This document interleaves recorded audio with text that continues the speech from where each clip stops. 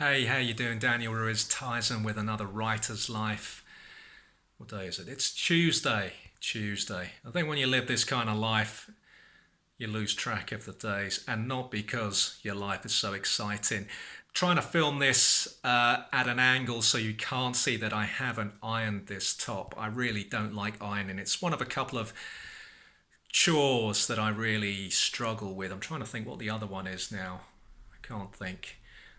Ironing certainly something I do very little of. I'll maybe do it 5 or 6 times a year, and on those occasions I will just pile up the shirts and trousers that need to be ironed. It's something I can do for an hour, but it's not something that I can do 5 or 10 minutes of every week. If that makes sense. You get these people who don't like ironing, and I suppose it's mainly guys, or maybe only guys, who buy those non-iron shirts.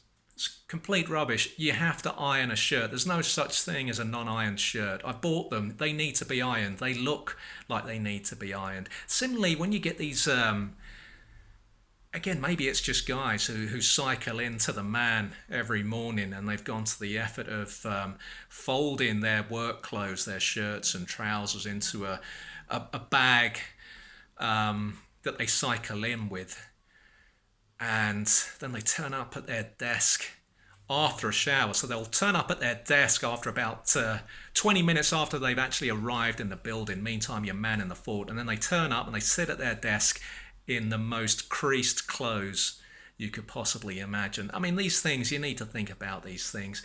My day's been fairly productive. After yesterday's unproductive day, I made sure that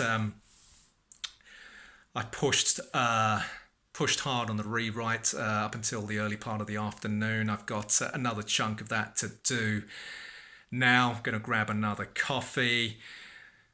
Read something interesting, which, as a someone of Spanish extraction, we are capable of feuding with anyone. And of course, you get to a certain age where you realise life is too short. That cliche, life is too short just to be falling out with people. And so maybe things that might have seemed important 5, 10 years ago no longer are. You're happy to let bygones be bygones. And it was a story concerning a guy who had made his peace with his parents after something like 10, 15 years without talking to them. And he was saying in this piece that the reason he made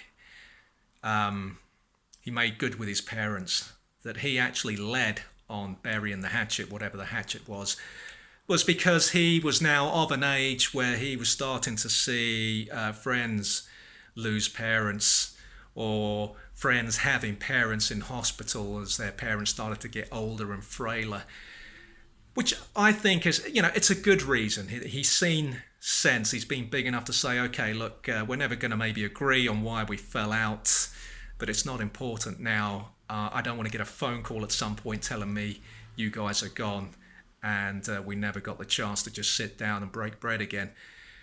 The thing is, if I was a parent, if I was an elderly parent, if I was a parent, basically, full stop.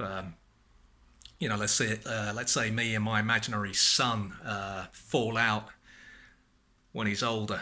I'm not sure when that will be. He's like one of these comic strip characters. He's been 9 years old for the last 5 years. But say he grows up, say he's like 25 and we fall out. But then, as I get into my 70s, he suddenly turns up, he wants to make things good. I'm going to be glad to see him, you know, but I'm also going to be thinking, what's going on here? Is he coming back? And I'm not going to be suspicious. I'm not going to be thinking he's coming back because he thinks I'm going to die soon and he wants the house. I'm not going to think that. I'm not going to think that they're after something, but I am going to think maybe they're coming back because they're concerned now that I'm of an age where I'm not going to be around for much longer, and they want to make things right before it's too late. So I'm going to get paranoid about my own health, you know. Or I might be wondering whether anyone in our mutual circle who might be talking to both parties and have over the years failed to bring us together might have said, look, you need to get in touch with your dad. He's not looking good. He's not going to be around for much longer, Just go and see him before it's too late. That's going to make me paranoid. I'm suddenly, in my 70s. Why now? The reason is obvious.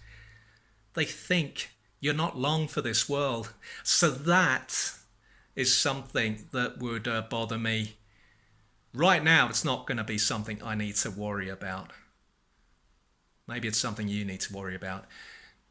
Please click the subscribe button if you're enjoying these videos, and share and like them if you are enjoying this work. And I'll chat to you soon. Take care.